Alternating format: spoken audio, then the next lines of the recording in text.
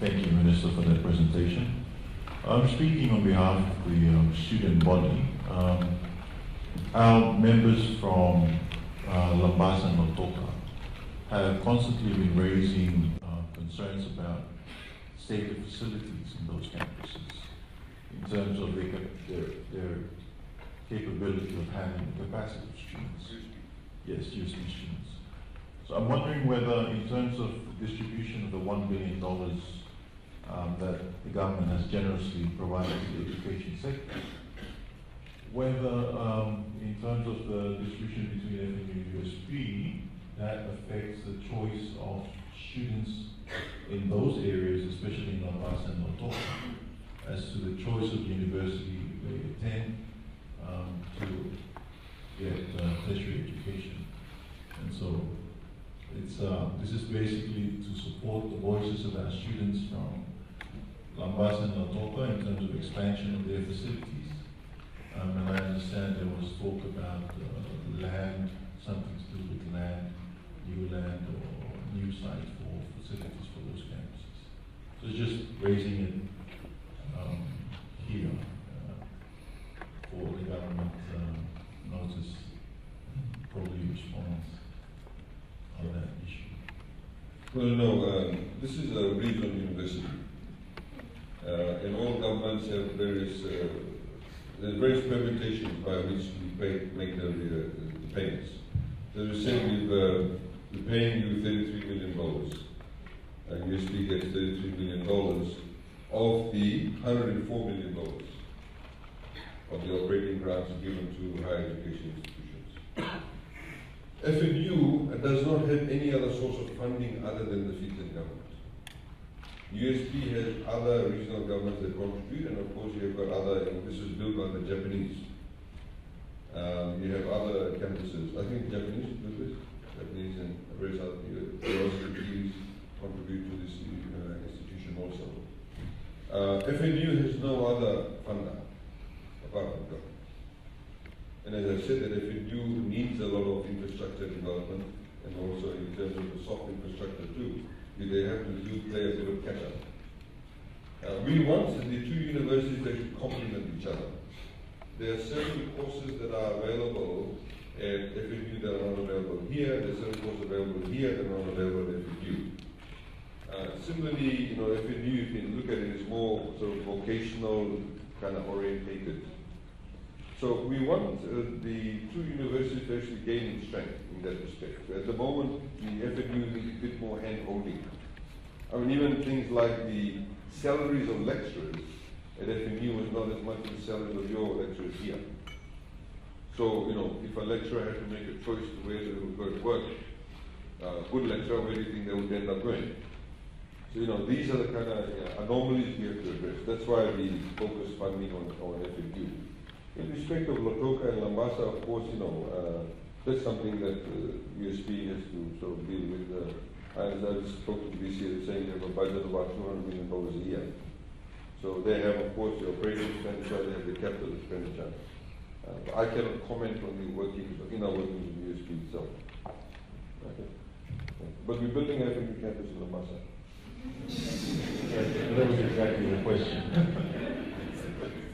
Very neat facilities too.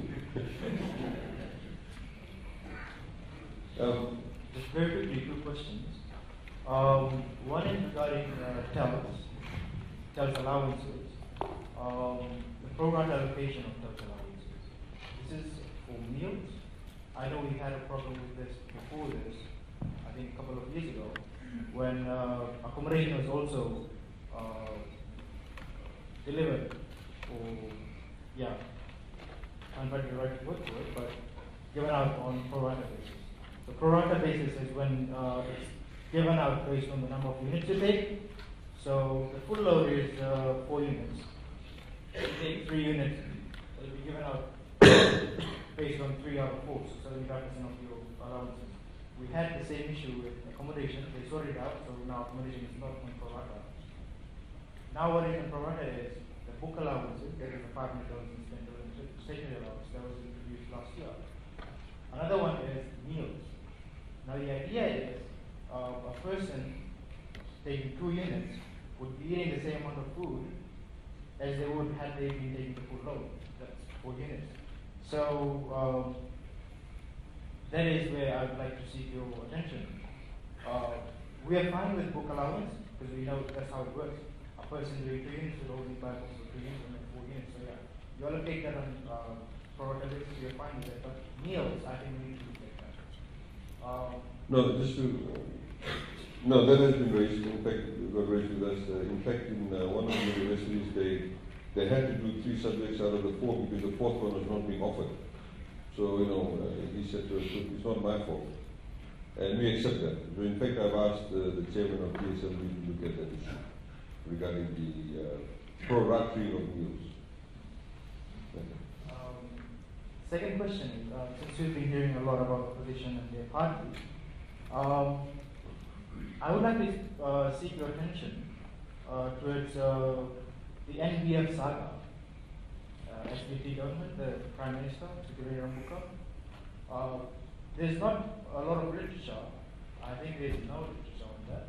So students like us who are interested in all of those fields, we don't actually have sources to go and seek information from.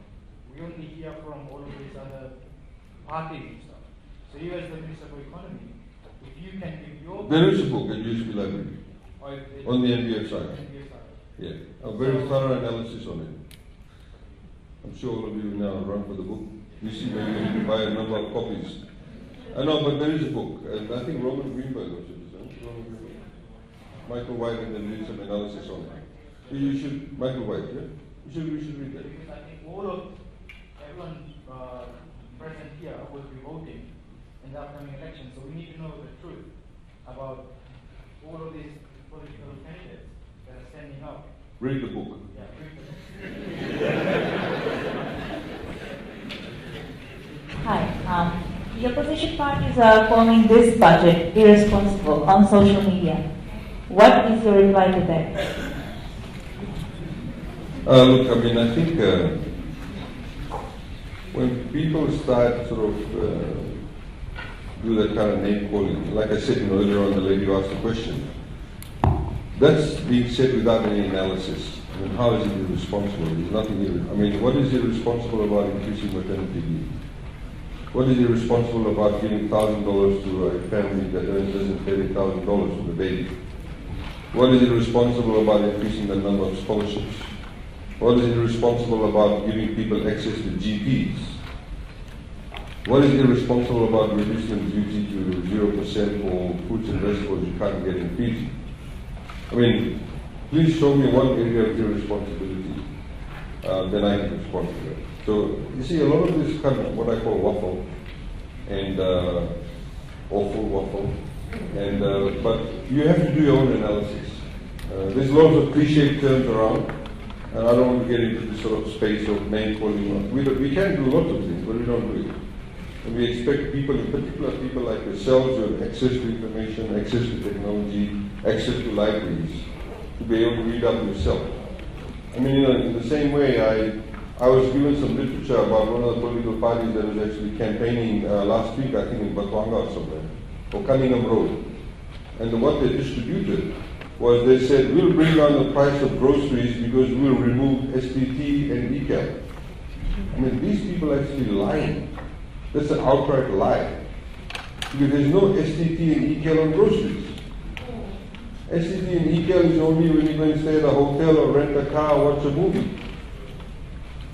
You see, and that's the kind of sort of shenanigans that are taking place. So what you really have to question is people who are actually going around and making these sorts of statements. What type of politicians or government people will they be once they get into government? If they can lie to you now on such a very blatant thing, what will they do when they get into government? It's factually incorrect. In the same way like saying that, China is going to take over Fiji. What utter nonsense. Supposed alternative prime minister. Just wanted to seek clarification on, you mentioned that our ports and airports are not under mortgage, which would mean that they obviously cannot be taken to a smart person. But we hear all sorts of information about this year our ports and airports will be taken over You mentioned all those roads that were built under Chinese law. Will China take those roads away from us? No, legally speaking, you can't. They can't. Look, I mean, we have borrowed money from ADB. We have borrowed money from World Bank. Now, for example, there was some funding to build Monosamu Dam in those days. There is funding that we built, the road, the 4-laning of the road, funded by ADB. We're doing a water and sewage. It's about a $500 million program spread over a period of about 5 to 7 years. The funding from that is coming from the Fijian government, European Investment Bank, Green Climate Fund, and ADB. It's a large project because a lot of people live in Suva and Sorry, we need to get right sewage, we need to get right sort of water amounts in there. But we don't actually mortgage infrastructure. It's what we call a sovereign debt. So the government guarantees.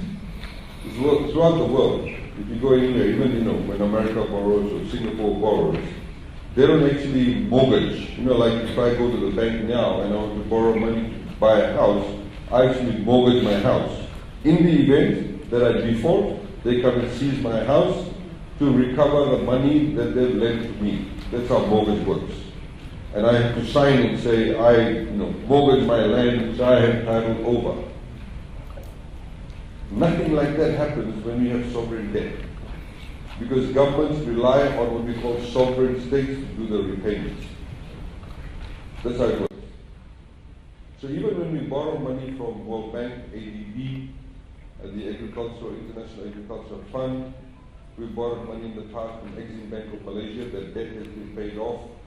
We've raised money in the bond market. There's about $200 million.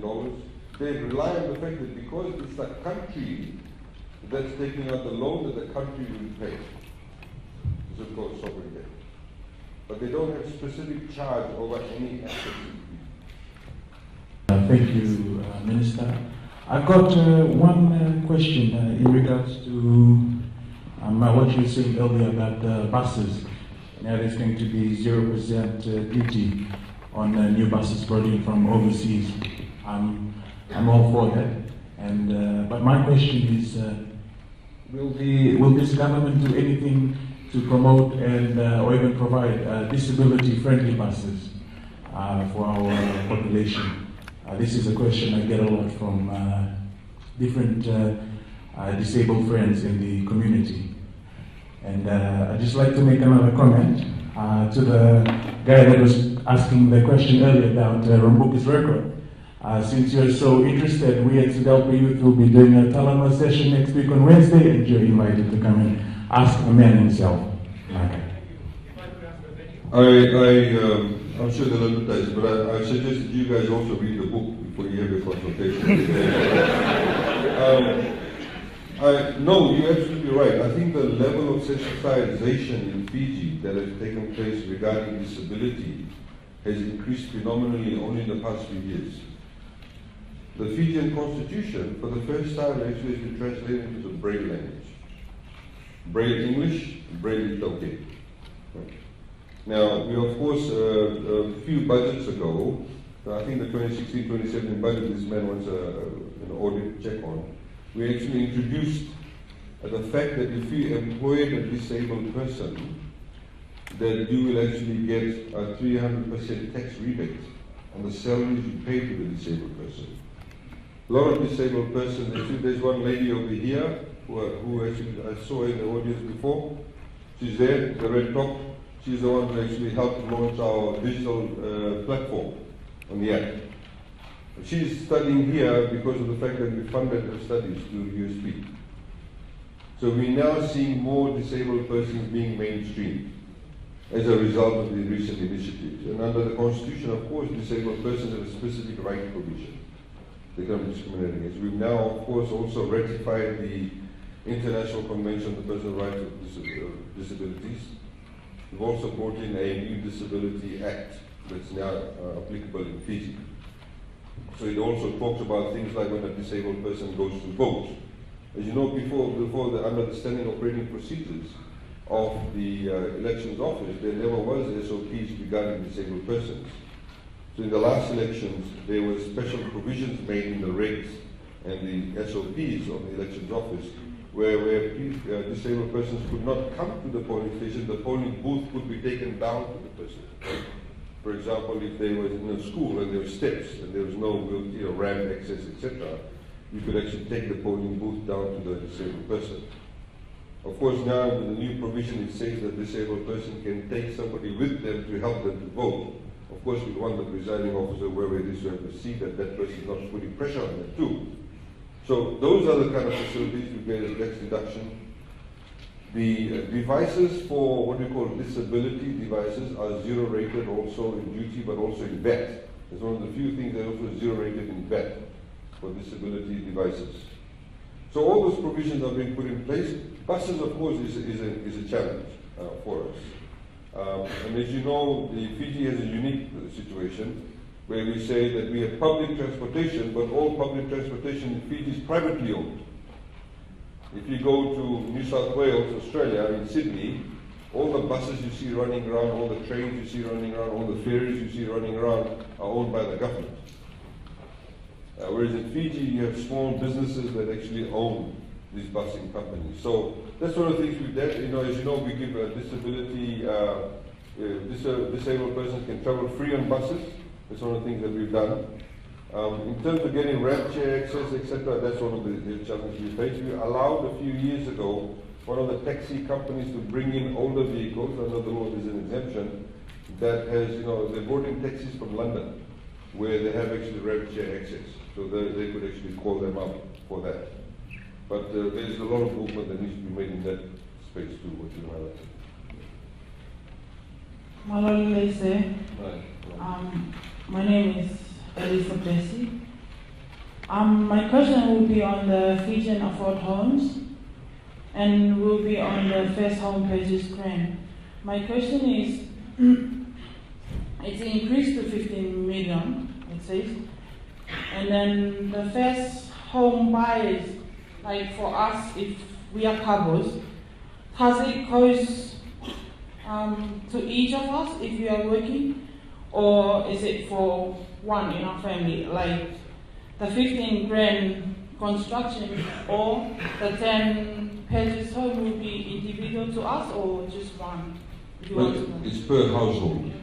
Per household. So, if you're living together with your parents, so that's one household. You live together. Okay. Or if you're living together with your husband, partner, whatever, that's one household. Thank you. And my second question is, I'm a foreigner to the ELK. I'm from Tonga. This is the first time for me to be a citizen in Fiji. Hearing you is between this is my third year, going for my last year next year. My question is, I have no idea about the politics things, but I want to ask. I want my dream of my father for me to be a doctor in education, and I want to ask you, if you are from the Fiji first, tell me one thing that will help me in the future. So, because this is my first year to vote. At home, I always ask around, I have a friend, a Fijian friend. I always ask how's the parties and that parties. But as I face to face with you, sir, I want to ask any concern from you about what I want to be in the future, like about the education. Thank you. I'm not here to campaign. So I'm here to talk to you about the budget. But as you know, that certain questions were asked of me regarding what other people are saying on social media, etc. And my answer has been that try and ascertain the truth yourself. That's my advice to you. The facts are actually available there. It's everywhere. Some of the questions in this room today highlighted that people have particular political proclivities. They're not necessarily asking about the economy as such, but they have a particular slant. So I would ask you to sort of get rid of all the slant. Most of the things, unfortunately, social media is a fantastic tool. I really believe in social media. I think it's a great tool. But unfortunately, in Fiji, it's been very much abused in the political sense. Of course, we've had issues, for example, regarding abuse on, in terms of, particularly used against women also. As you know, that we passed a law earlier this year, online safety, that comes into effect at the beginning of next year. So we've seen a lot of, in particular, females being the victims of things like, cameras being put and them being shown in their, privacy of their homes, nude photos, people being threatened on social media regarding sexual material, all of that.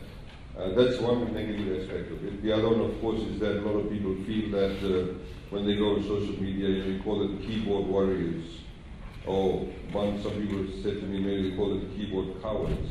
We don't necessarily reveal their identity, but they make all sorts of allegations without necessarily any factual basis to it. So my suggestion to you would be, as the Attorney General Minister of Economy, not as a Fiji First person, please ascertain the facts for yourself. In fact, these slides are available. Anything that we presented to you on the slide is verifiable through the Reserve Bank of Fiji, or go to Google and go to various other reliable sources of information, not necessarily political party websites, but go to them and then you'll find the facts there. And you need to then make a decision on your own.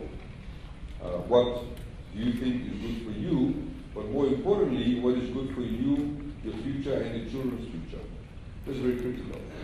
And I think, as you said, purely from an economic perspective, but as we've said in Parliament before, I think the economy should not be politicized. In particular for a small, vulnerable country like Fiji, which is very much prone to cyclones and the ravages of global trading, that we need to ensure that we view the economy in a very objective type of manner. And that is very critical, because if we do not improve the economy and put the fundamentals in place and continue to work on it, then Fiji becomes not an attractive place. Many of the young people will want to go overseas, go offshore, look for other opportunities. So I think that's very important. And the level playing field in the economic field is also very important. That's my basic advice to you. Thank you, sir. I'd like to thank you very much for being here today. I have two categories of questions, because I fit in both categories. The first thing is, the first question is regarding the grassroots level question, and the other one will be the jobs and the job opportunities. Before the announcement of the budget, there's a billboard going up, All Family Matters.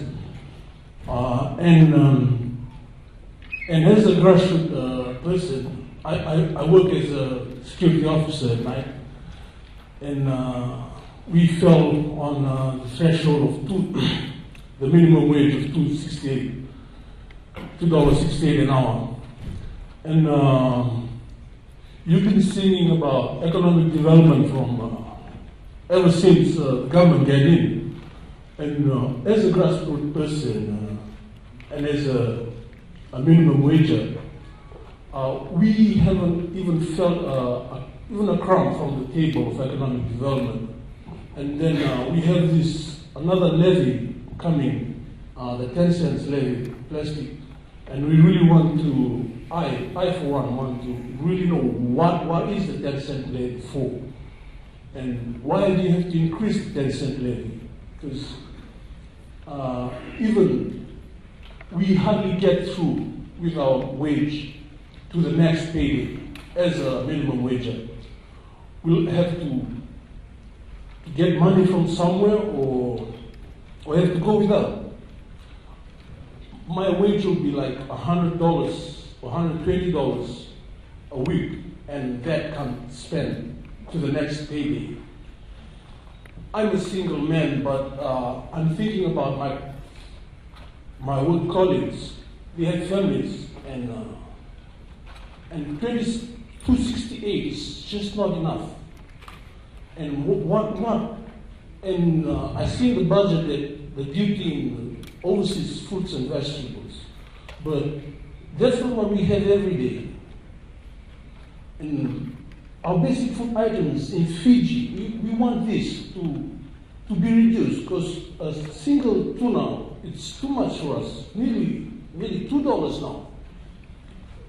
And we go around in school, we have, I for one, have chow noodles. It used to be 50 cents. Now it's 80 cents. That is what we want. And that's what, as a minimum wager, I see that we are not catered for. And that will be the first question, is how are you going to cater for us, the minimum wager? Because even our $50 is not giving us what it used to give us. Even our $100 of payday, our whole pay, won't take us to the next payday. We have to go with that. I'm thinking about other families that have, workers that have families. I'm a single guy, so I'm okay. I do without, I eat biscuit, I drink bottle of water every day, and that's it. But what about my colleagues? What do they have? That will be the first question. What do you have for us? Because a duty on vegetables, overseas vegetables, is, we don't eat that every day. We eat, as I've said, tuna and biscuits and noodles. And the second category of question will be on health. And on health, you've stated that we've been flooding the universities with health students. But what do we have after this? As a minimum wager and as a health student, what do I have after this? Will I get through a job opportunity out there? Because thousands of students are coming in, and every year we have thousands more graduating. Where are we going to go? Those are my two questions. Sure, great. Thank you.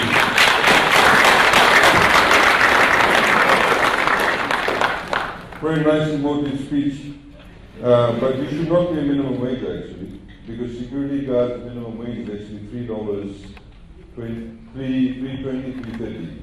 So the company you work for is ripping you off. Number one. Okay? You have to understand that. Now, minimum wage is for what we call unskilled workforce. There was no minimum wage in Fiji until the Bainimarama government introduced it in 2013. No minimum wage.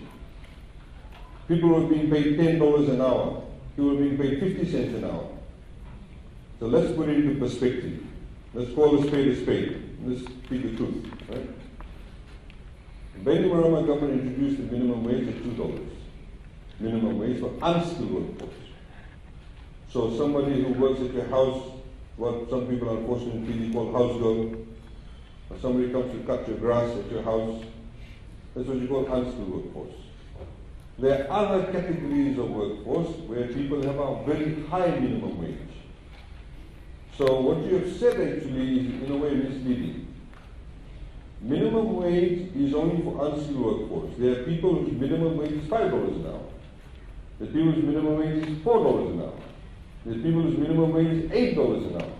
That's the minimum wage in that sector of employment. Security guards is about $3.20, $3 something. And I've had a similar complaint about from a security guard saying they're being paid $2.68. You need to report that to the Labour office. Report to the Labour Party too. And then they'll tell you what a terrible company it is. Report to the Labour office. And in fact, as you know, Honorable Samati has been talking a lot about it in the past couple of weeks. So first of all, that's incorrect to say that. Now, a lot of people mistake. I don't think you were here earlier on when I was talking about wages. Siri, just turn to that page about employment. I'll answer the second question now, and I'll get back to the first question later on. And if you look at the number of jobs that have increased in Fiji, there's 40,000 new jobs that have been created in the last 5 years. 40,000. Unemployment now is the lowest it's been in 20 years. So unemployment rate is actually going down in Fiji. So when you have employment being created through economic growth, it means that people are benefiting from it. Not just a handful of people. If you look at the latest study on inequality in Asia and Pacific, Fiji is one of the first, one of the 5 or 7 countries where inequality is actually, or inequality, sorry, I should say, has dropped. In other words, we're becoming more of an equal society. Recently, the study that's been done by the professor, I think who used to teach at USP, who did the countrywide consultations on the minimum wage. So as you know, we introduced the minimum wage $2 an hour, then it went up to $2.32 an hour, then it went up to $2.68 an hour. Right. Now, in his studies, he looked at, when he went around Fiji, he said you have to also look at what we call social wages. A few years ago, when we did not have minimum wage in Fiji, if you sent your children to school, you have to pay their school fees. If you send your children to school, they have to catch a bus, they have to pay for the bus fare, sorry. They have to pay for the textbooks. They do not have free medicine. They do not have subsidized electricity. Today, if you earn less than $30,000 a year, the unit cost of electricity is 34 cents. We pay 50% of that for you to FEA. We subsidize 90,250 liters of water free for families that earn less than $30,000 a year. That's what you call social wages. Now, assuming that you've told us a few times you're single, assuming that I don't know whether there was a subtext message there. Now, assuming you get married, or you have a partner, and you have children, when your wife gives birth, she'll get $1,000. When your child goes to school, you no longer have to pay school fees. So nothing comes out of your pocket. You don't have to buy textbooks. Nothing comes out of your pocket. You don't actually have to pay for the bus fare. Nothing comes out of your pocket. You don't have to pay 50%, or you only pay 50% electricity costs. Nothing comes out of your pocket. That's what you call social wages. You see, government has taken a particular position. The position is this. We need to target low-income people with some form of direct assistance, whether it's subsidized. In that way, you can also be able to manage the economy by still creating jobs. Now, some people have said, for example, talking about wages. You know how I mentioned to you there are some people the minimum wage is $6.50 an hour. Maybe say a boiler maker or something. Now, assuming that the minimum wage is $2.68 at the moment, some people have said, let's make it $5 an hour. Some people have said, let's make it $4 an hour. One of them in USP said that if you pay $4 an hour, we know it will affect small businesses, we have to subsidize them. Where will the money come from?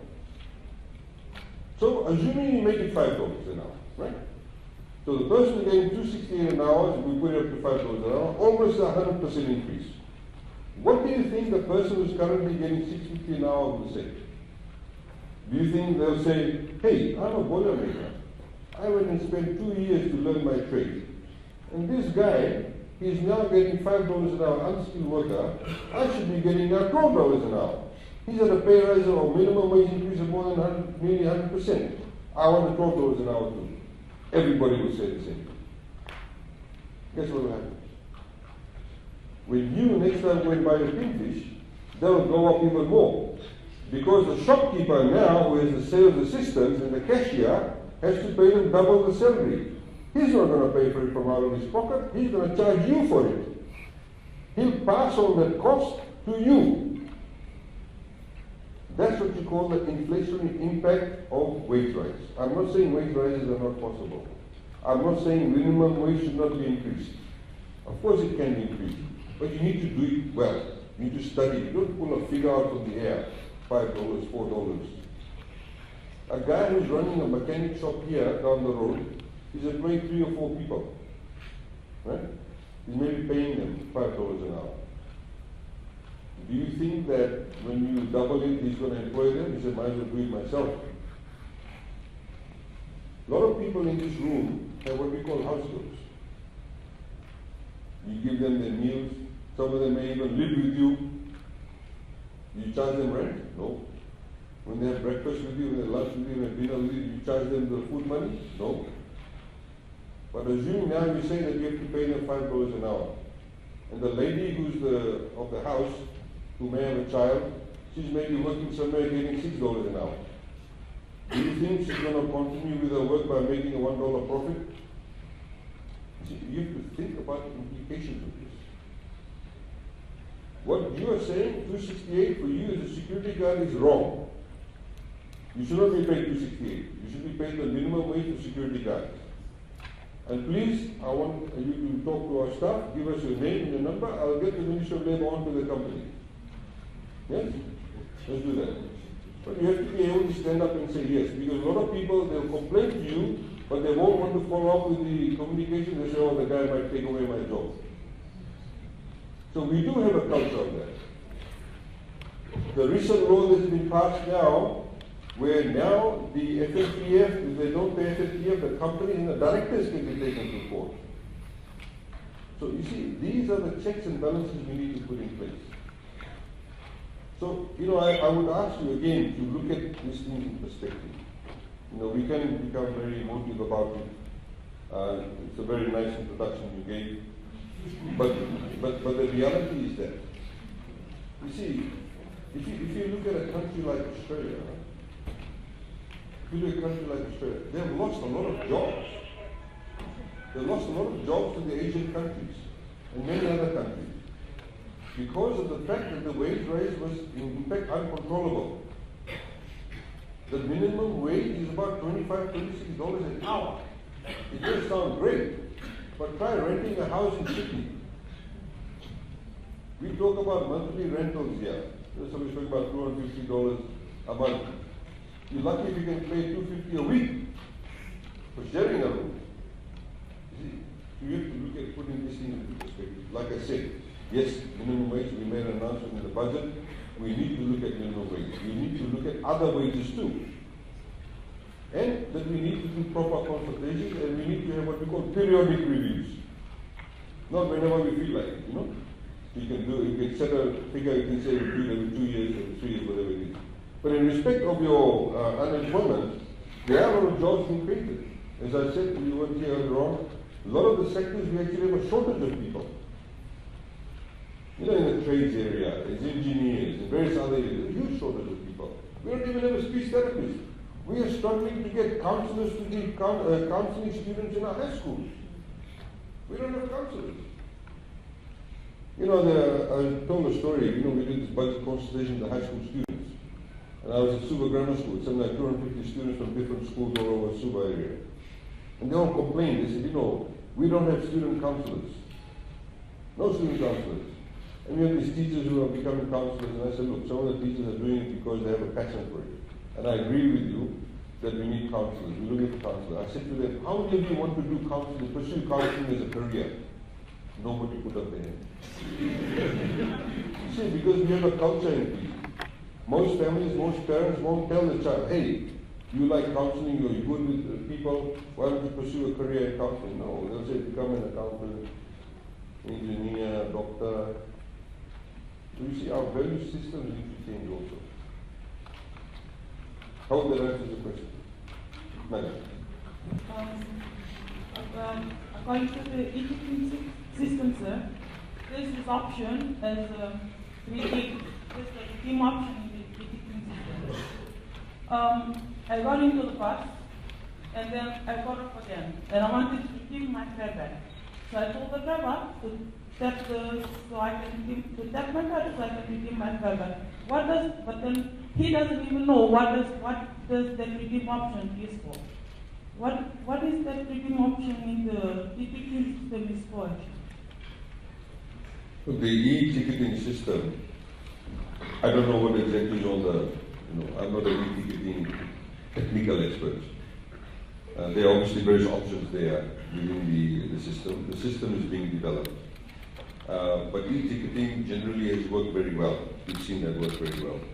A lot of people are, very complimentary of it. It's easier for them. Of course, there was an issue regarding the e-ticketing, being a new thing. The technology that we're currently using, in fact, will be improved. One of the best ways at the moment, you know how you go and you do the e-ticketing, you tap your card, they put the fare manually in and they give you the chip. What we're looking to implement is what we call tap on, tap off. So essentially what you do, you take your card, tap it against the machine, and when you get off, you tap it on again. No driver intervention required. Because the ticket will automatically take out the amount of money you should be paying. Why? How can you do that when you have GPS? You know how you have stages of fares? Stage 1, stage 2, stage 3. So when you tap on, it automatically picks up the fact that you've got onto the bus at stage 1. And you may get off, when you tap off again, you may get off at stage 5. It calculates the money and takes it off you then, from the card. So there's no driver intervention required at all. The way we actually skewered the law, we've skewered the law in a very sort of consumer-friendly manner. There are some technical aspects of it. I mean, if you have some specific questions regarding redeeming, I can get somebody to tell you about that. You can give me your information, and we'll get back to you on that.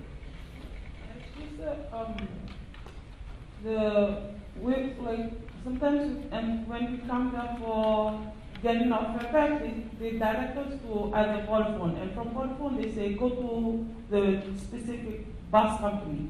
But what is, there's a redeem option in there's adult, there's children, and there's redeem. So I used that once in one bus company, I actually got my fare back. But then when I used it over here one time, it didn't work. So how is that different? No, well, something must have been wrong with the machine, and there could be a technical aspect that was amiss with this particular machine. We have, of course, complaint mechanisms. If you look at the e-ticketing advertisements, you'll see phone numbers that you can call if you have any problems with it. Obviously, it worked in one machine, what you're saying. It worked in one machine, did not work in the other machine. There could have been some technical issues with it. So it's not like you're saying only in certain machines it will work. It's supposed to work on all the machines. That's the issue. Thank you. Sir, thank you very much for your time and available information that we have learned here at uni. It's actually, we are so glad that see that your budget is concentrated on the vulnerables, especially the elderly. You've been increasing your budget along those lines, and I'm so glad that that these are the areas that have been touched by your government. And especially the elderly, who studies have shown that will increase from those who are 65 years and above. Come 2030, there will be more than those who are 16 and below in 2030. That's like 12 years from now. And also I see the trend that because of high cost of living, the extended family that used to be the caregivers to the elderly are slowly shying away, as the elderly are now going to various homes. And also I see that the social welfare department is trying to educate or the awareness program to the public that it is important to cater for your elderly. It is actually my question is, where would you really want the care or the social support system to come from, both from the extended family who are facing difficulties, or would we be increasing the homes to cater for the elderly? Because I understand that the surge in the number of the population of elderly would be like the rural-urban drift saga if the proper infrastructure is not prepared. So that's just the question, sir. Now I'll leave. Thank you. And maybe pass the mic to the gentleman behind you in the orange t-shirt.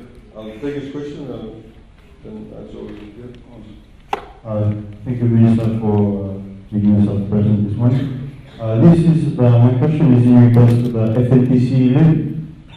you mentioned earlier on for the restructuring, you gave 0.5% for the medical fees to the private general practitioners.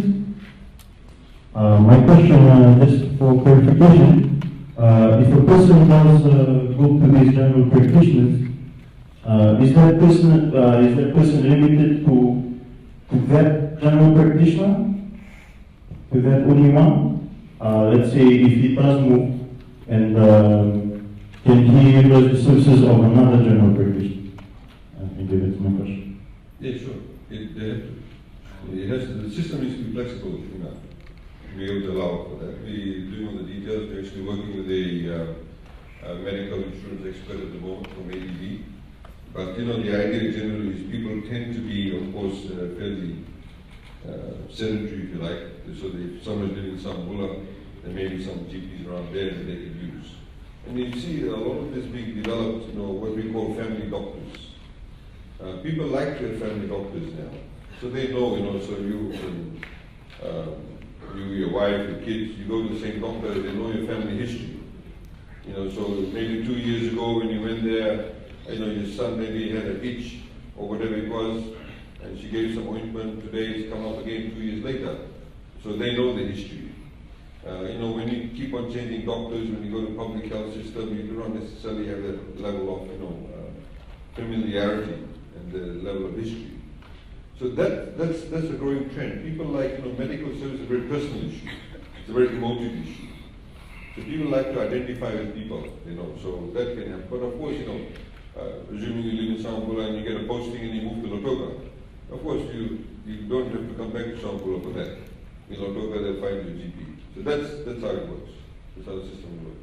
In respect of the pension, if we can just note that, look, society is changing. A lot of people, for example, they talk about the sugarcane industry. There's a lot of challenges. One of them is not just about the non-renewable leases, but a lot of the whole sugarcane farming industry is built on the basis that, if I'm a sugarcane farmer, my son will become a sugarcane farmer, his son will become a sugarcane farmer. But now the sons don't want to do that. They've got the mobile phone, they want to work, Vodafone, they want to work in the tourism industry, they've got other jobs. So there's an aging farmer population in the sugarcane industry. It's a big problem for that, the sugarcane industry. Similarly, like we talked about rural-urban drift, people may move from Banwale or wherever it is to move to Sula. People have changing attitudes in our society. A lot of traditionally people would have their parents live with them. Now some young couples don't like their parents to live with them. So they are essentially left on their own devices. In fact, we find a lot of issues. I had a phone call last year, this lady, a couple of her sons are overseas. One son lives in Suva, she's in Nandi. She's had both her legs amputated, she's a diabetic patient. She's in a wheelchair. She lives on her own. There's nobody to look after her. So I said, what about your son? He goes, no, doesn't really want to see me anymore. So we give her a disability allowance, all of that, but one day she rang me up, she said, there's people walking to my house and taking stuff out, I can't do anything. These are the challenges that we face. Society is changing, attitudes are changing. A lot of people, their heads are like this most of the time because they're on the phone. Usually bad back. So we have people with health issues regarding bad backs. That's, this is the growing phenomenon. So we have to be cognizant of what is happening in society. This is why we are giving $100 to pensioners over the age of 65 who've never had FPF. We don't have FPF. Because they don't have people looking after them. Of course, some families do. Some families have their parents living with them. They're very close to them. So, it's a combination of things. People leave other places, they lose connectivity. Some people do because of changing attitudes. Now the issue is, do we create more elderly homes? So we will, of course, provide funding for the upgrade of the old age homes, what we call old age homes. There is some private sector interest in that space too. We have but a younger population. 70% of our population is below the age of 40. So only 30% of the population is below the age of 40. Above the age of 40, sorry. I'm in the minority. Anybody over the age of 40 is a minority in this country. All of you below the age of 40 are the majority. The recent census says that, like I mentioned, 50% of the population is below the age of 27. 50%. It's a phenomenal number. So there's challenges, but there's a lot of opportunities. Because the young population is always very vibrant. But if they're going to listen to nonsense on social media, they won't become vibrant. You know what I mean? So we have to create the spaces. This is why, for example, we created this Wi-Fi hotspot. So people can come congregate and meet people. I mean, you may go to, Sukuna Park, because, it's got free Wi-Fi for 1 hour. Different people come meet together, hopefully interact, and for social interaction. That's what we're trying to create. So, these things are also about getting people to change their attitudes. So with the advent of the public-private partnership for the hospital, we've seen an interest. We've had a couple of Australian speakers said, once you have that, we're looking at aged care in Fiji.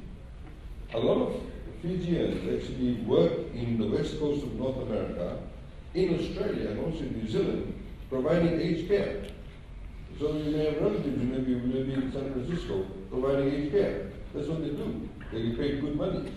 There's opportunities in that area. But how many universities in Fiji provide a specialist training course in aged care? You know what I mean? Nobody. So we need to look at those kind of opportunities for ourselves. The same way I had somebody from the ICT sector speak to me saying, we don't actually have a management course in ICT management. How to manage a call center, how to manage a business processing branch. So there's a lot of opportunities in this. Thank you so much. I just have 2 points about average.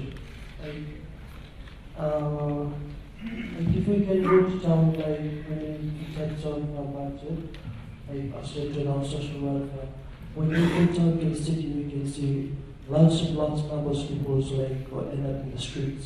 And we just trying to where all the monies about social welfare has been got to. Are they allocated to them just to give up their lives so that they can find ways to meet in a proper way of life. And another one is that it's about dance. Dance? Yeah, it's about dance.